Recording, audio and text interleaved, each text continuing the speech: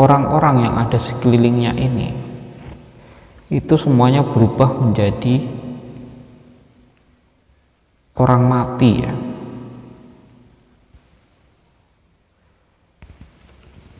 Jadi seperti mayat berjalan itu.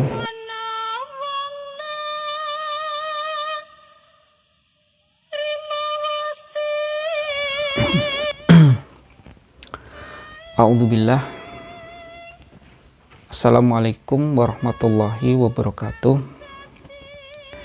Sebelum memulai cerita, saya ingin mengucapkan selamat datang dan terima kasih kepada teman-teman yang baru mengunjungi channel saya yang sederhana ini, atau teman-teman yang telah sering berkunjung ke sini.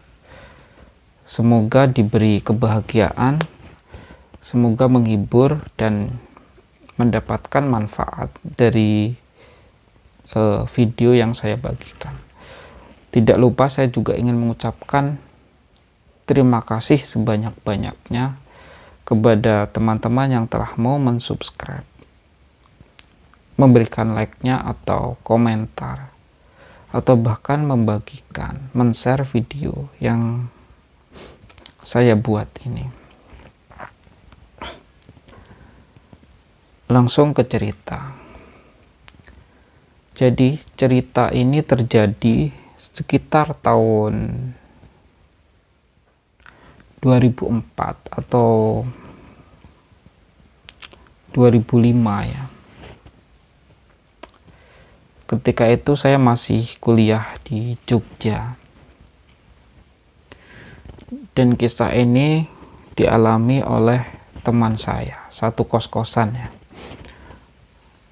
Satu kos-kosan, beda kamar ya. Dia kamarnya di deretan belakang, sedang saya di deretan depan. Cerita ini terjadi ketika teman saya baru pulang dari rumahnya. Jadi dia rumahnya di Temanggung, kuliahnya di Jogja, di salah satu kampus perhotelan di sana ya. Nah, teman saya ini ketika pulang bertemu dengan seorang wanita. Wanita ini terlihat sangat letih,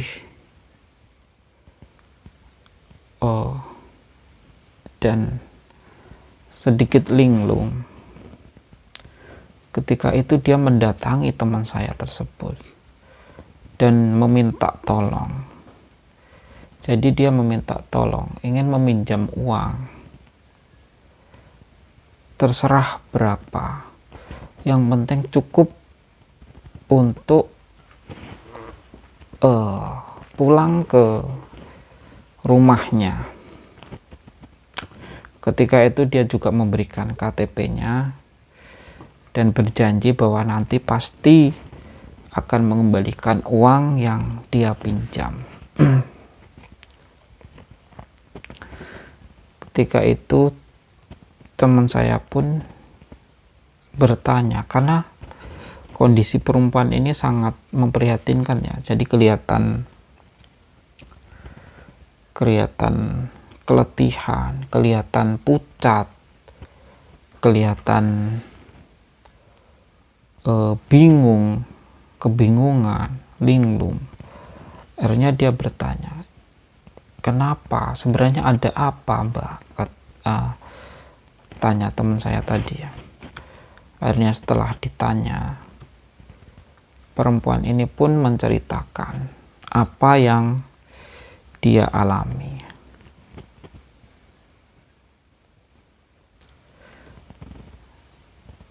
Jadi perempuan ini sebelumnya naik sebuah bus. Nah, ketika dia naik bus tadi, ada seorang pria yang duduk di sampingnya. Nah, mereka pun seperti biasa ya, ngobrol seperti biasa. Mungkin yang pria ini, laki-laki ini mengajak dia untuk mengobrol, dan tiba-tiba laki-laki ini menepuk badan perempuan tadi, dan perempuan tadi seperti tidak ingat apa-apa lagi ya, seperti tidak sadar. Dia memberikan dompetnya, memberikan barang-barang yang berharga tanpa sadar sama sekali. Dan ketika dia sadar, dia telah tidak memegang dompet lagi. Dan karena dia tidak bisa membayar kendaraan bus yang dia tumpangi tadi, dan dia merasa malu ya sama sopirnya, sama keneknya, dia memutuskan turun di tengah jalan. Nah, ketika dia turun, secara mengejutkan, kondisi di lingkungan yang dia lihat ini semuanya berubah. Jadi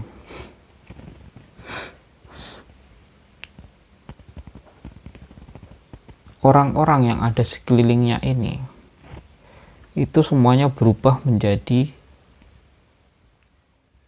orang mati ya.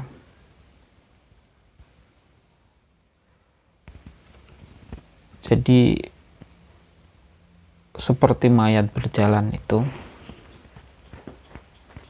sehingga dia menjadi kebingungan karena dia tidak melihat manusia.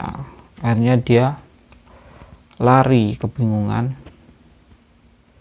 tetapi dimanapun dia berjalan, dia selalu melihat hal itu. Akhirnya setelah bingung kesana kemari, dia pun mampir ke sebuah musola. Dia pun memutuskan untuk sholat di situ, untuk menenangkan diri di situ. Tetapi ketika dia berwudu, dia melihat air yang keluar dari tempat pancuran tadi, tempat dia berwudu tadi, itu berubah menjadi merah darah, menjadi darah yang amis itu ya. Akhirnya dia kebingungan, tapi dia memutuskan untuk tetap berwudu, dan di situ dia sholat, sehingga dia menjadi sedikit tenang, meskipun apa yang dia lihat ini belum berubah. Nah, akhirnya dia kembali melanjutkan perjalanannya dengan kondisi seperti itu, kebingungan, dan apa yang dilihat di depan matanya itu seperti itu ya. Walaupun dalam kadang-kadang menjadi normal, kadang-kadang menjadi seperti itu. Nah, akhirnya dia bertemu dengan teman saya tadi, dan karena dia memang sudah tidak punya uang sama sekali untuk pulang, akhirnya dia meminjam uang teman saya tadi.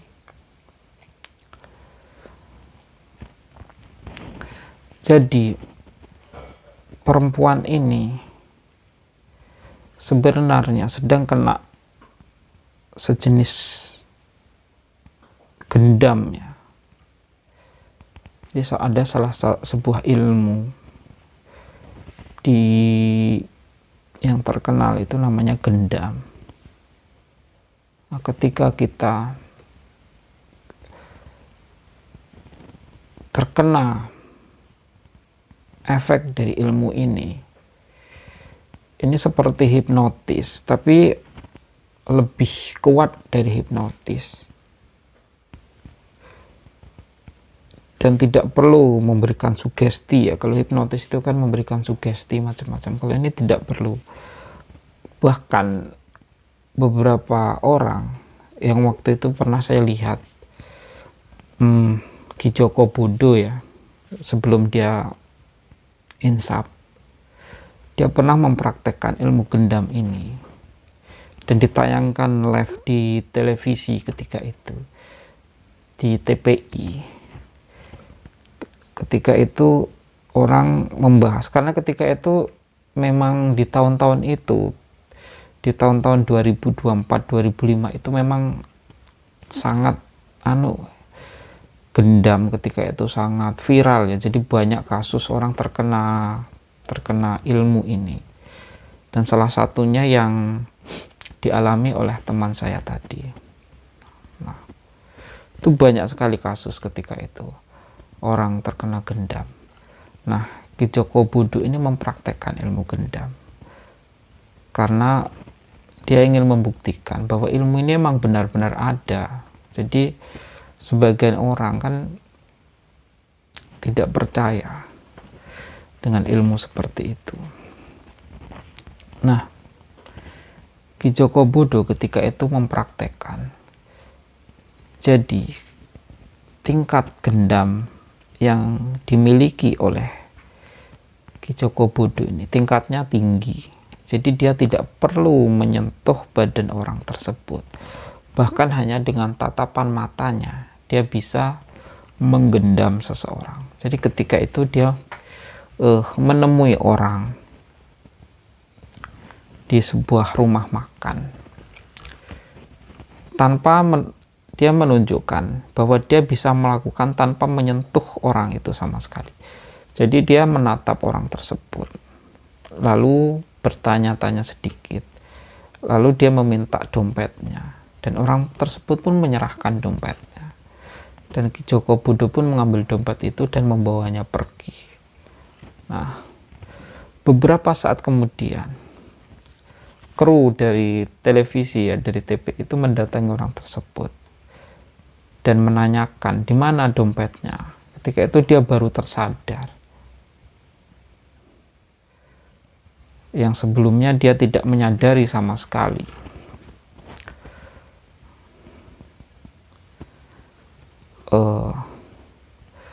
Alhamdulillah ya, saat ini ilmu gendam ini tidak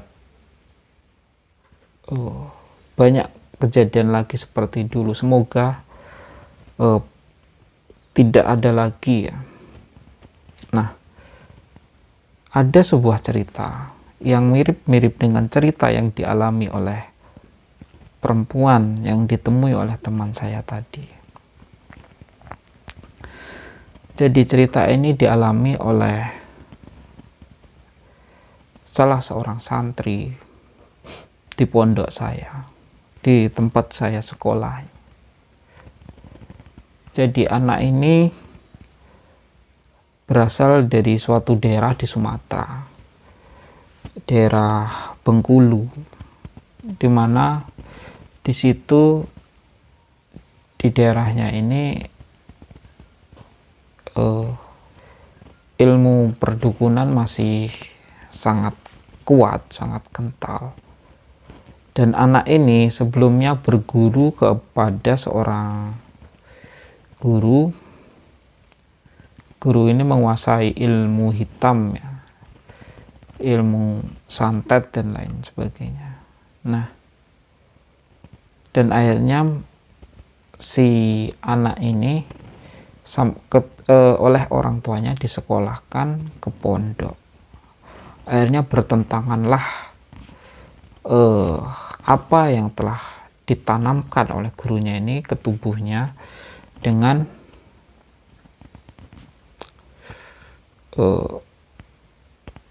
suasana di pondok ketika itu. Jadi dia sering merasa badannya kepanasan, sering merasa kebingungan. Kalau malam itu dia sering lari. Jadi berlari ketika itu sudah lama ya, tahun-tahun ketika itu di dekat pondok ini masih ada beberapa area persawahan. Jadi ketika malam dia berlarian, kadang sampai ke tengah-tengah sawah itu sambil berkelahi sendiri. Jadi sering sekali dia didatangi sosok-sosok pendekar,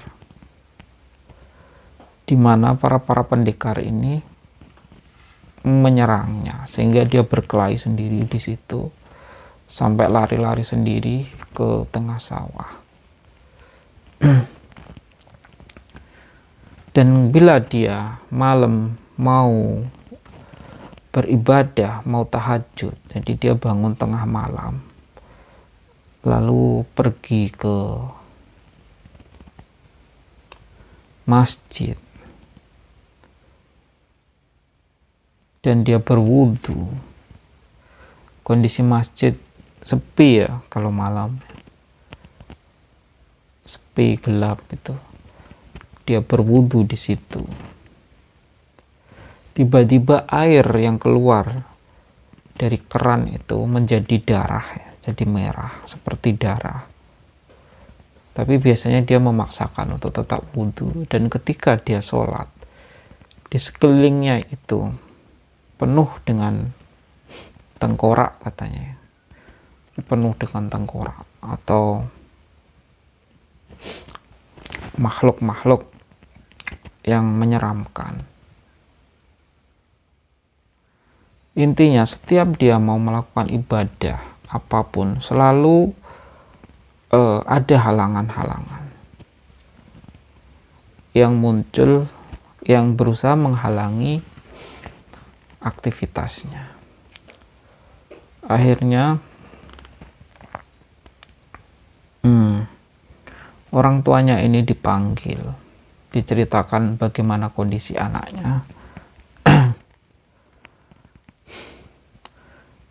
Dan anaknya ini beberapa kali diruqyah, tetapi sangat susah mengeluarkan makhluk yang ada di dalam tubuhnya ini. Kalau mungkin dalam bentuk jimat atau susuk itu mungkin masih bisa mudah dikeluarkan ya, tapi ini benar-benar susah untuk dikeluarkan. Akhirnya dinegosiasikanlah dengan gurunya yang ilmu hitam tadi, tapi gurunya tidak mau melepaskan muridnya tadi. Jadi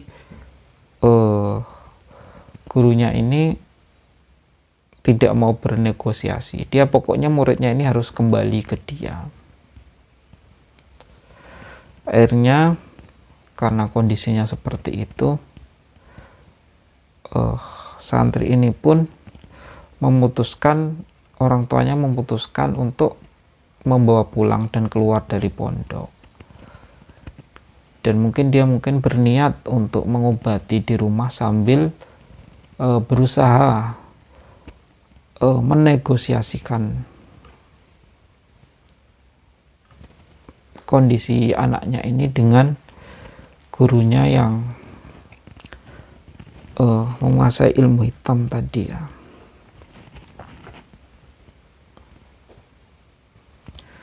Dua cerita ini memberikan pelajaran ke kita untuk berhati-hati, terutama yang pertama tadi.